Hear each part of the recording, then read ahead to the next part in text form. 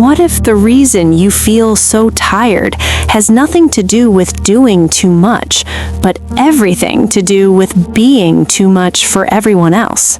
The strong one, the reliable one, the one people run to when everything falls apart. At first, it feels good. You feel needed, important, trusted, but slowly something shifts. You start to notice something uncomfortable.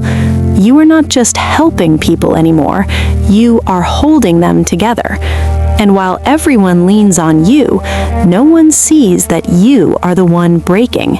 If that feels familiar, pause, because this is where your story begins, and you are not alone. This is exactly why this exists, to help you understand yourself more clearly, to give words to something you have been carrying quietly, to remind you of something you may have forgotten. Your needs matter too. So now, let's go deeper. How do you stay supportive without losing yourself? The hidden weight you carry. When you are everyone's support system, you are not just giving advice, you are doing something deeper. You are regulating their emotions. When they panic, you calm them. When they overthink, you ground them. When they feel overwhelmed, you absorb it. And here's the truth most people miss. That takes energy. Real biological energy. Your body is constantly adjusting, listening, soothing. Even when you are quiet, your nervous system is working. That is why you leave conversations feeling drained, not because you did too much, but because you felt too much. The mask you wear. Think about this moment. You had a terrible day. Everything felt heavy, but someone asked you, "How are you?" And without thinking, you said, "I'm fine." You smiled, you moved on, and the truth stayed hidden. Inside, you were overwhelmed, exhausted, close to breaking, but you did not show it because you are used to handling things alone. You don't fall apart in front of people. You process everything quietly. You cry where no one can see. Then you come back, composed. And this creates the first real conflict. The world sees someone strong, but inside, you are carrying weight no one notices.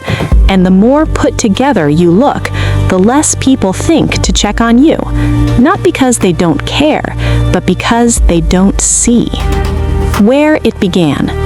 Now the story goes deeper. This did not start randomly.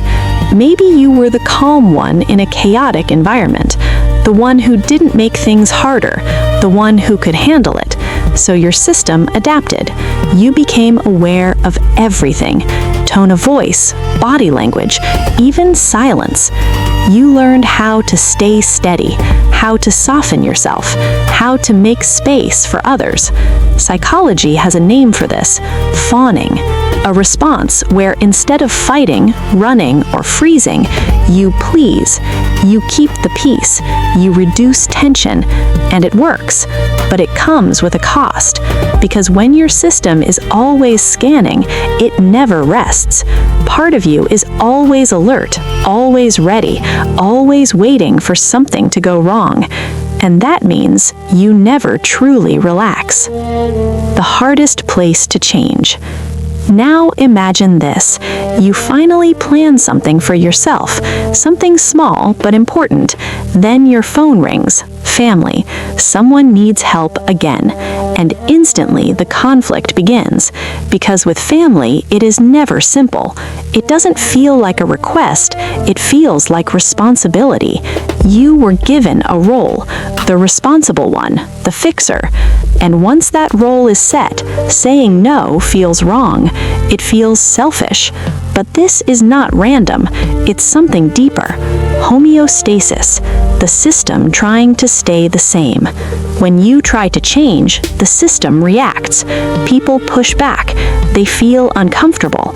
Not because they want to control you, but because they are used to you being who you were. And now you are shifting. The pattern spreads.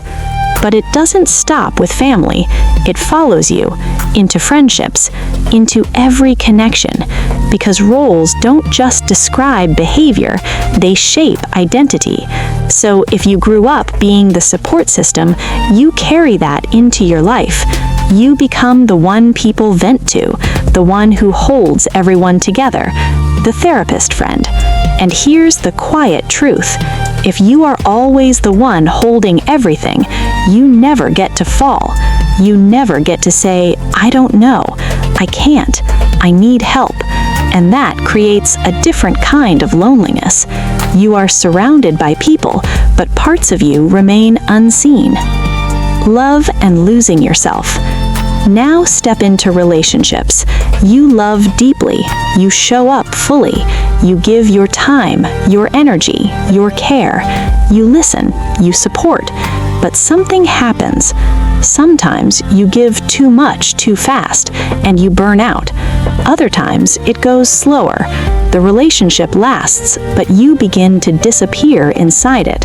You become their stability, their safe place, but you stop asking for the same. And slowly, something changes. The connection stops feeling mutual. It starts to feel like work, emotional labor, and you are the one carrying it. The fear of changing. Now we reach the biggest fear. If you stop, what happens?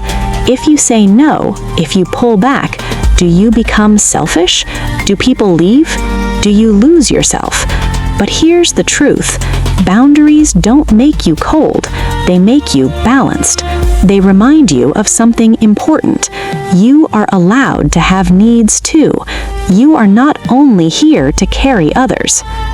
The shift. Right now, your system reacts quickly. Fix, help, respond, before you even think. But change begins with one small pause. Instead of saying yes immediately, say, let me check and get back to you. That one sentence creates space, and in that space, a new question appears. Do I have the energy for this? Not obligation, not pressure, capacity. A new way to support. Being supportive doesn't mean always saying yes. It means being honest.